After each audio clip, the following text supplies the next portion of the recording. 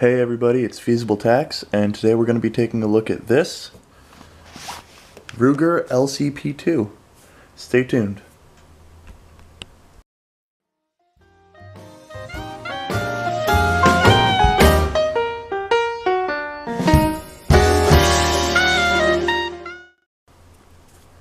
So, Ruger LCP2 is a much better version, I'd say, of the LCP.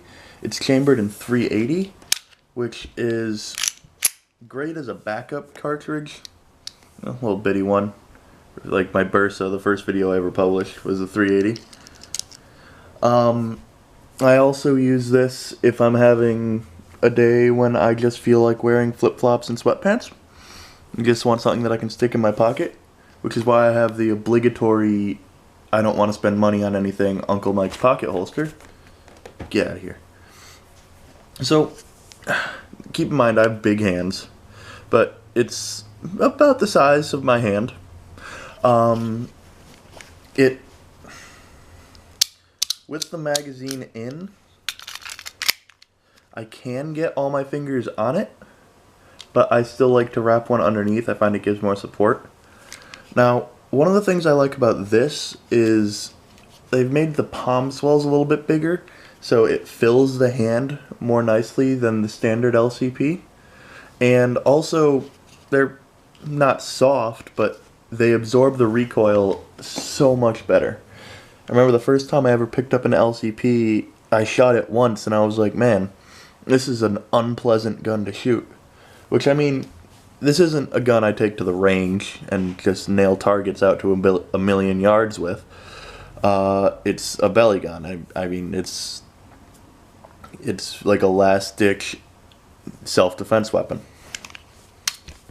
So, another thing I like about this over the traditional LCP is the safety, which works fundamentally. It's that little toggle there that keeps you from pulling the trigger by basically ramming that bar into the frame. So to take it apart is a little bit tricky. Let me just see if I can grab a knife or something here. That'll work.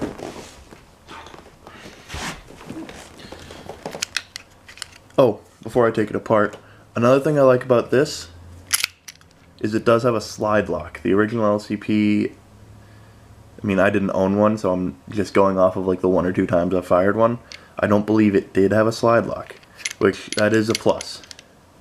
So to take it apart, you have to pull the slide back slightly and stick something into that pin, under the head of that pin there. There we go.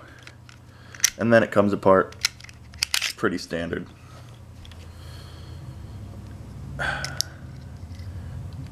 Two recoil springs. Pretty nice. It gives it a pretty stiff action. I'm trying to keep things off of the white sheets of judgment, which you might notice aren't white anymore because I got new sheets. And since they're new, I don't want to get them all greasy. Little itty bitty barrel.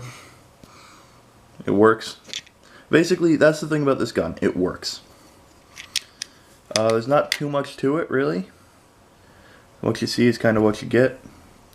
It is a pain to take apart, so I generally don't. And it shoots pretty well. Again, I've probably put maybe 50 rounds through it on the range, and then it just goes into my pocket when I'm feeling lazy or when I need a backup gun. So to put it back together, basically the same process. Pull the slide back a little bit and kind of force that pin in, and it's back together. Now it does have a pretty nice trigger. There's not as much mush to it as the original LCP, which always surprised me when I actually fired around with that, because I'd pull and pull and pull and pull the trigger and then it would go. With this, there's a little bit of take up, but then you hit the wall and it fires. So, all in all, it's a good gun. I recommend it as a pocket gun, a purse gun, a warm weather, I'm at the beach wearing shorts gun, and a backup gun. It's not the most powerful, it's not the most accurate. That's another thing, before I forget.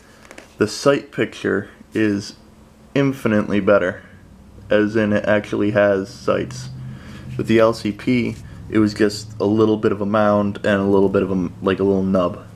It was pretty impossible to aim with. So, it's an okay gun. It's worth whatever you pay for it, as long as it's not a ton. I paid, I think, $200 for this, lightly used. So, thanks for watching, everybody. I hope you liked the video. I'll catch you next time.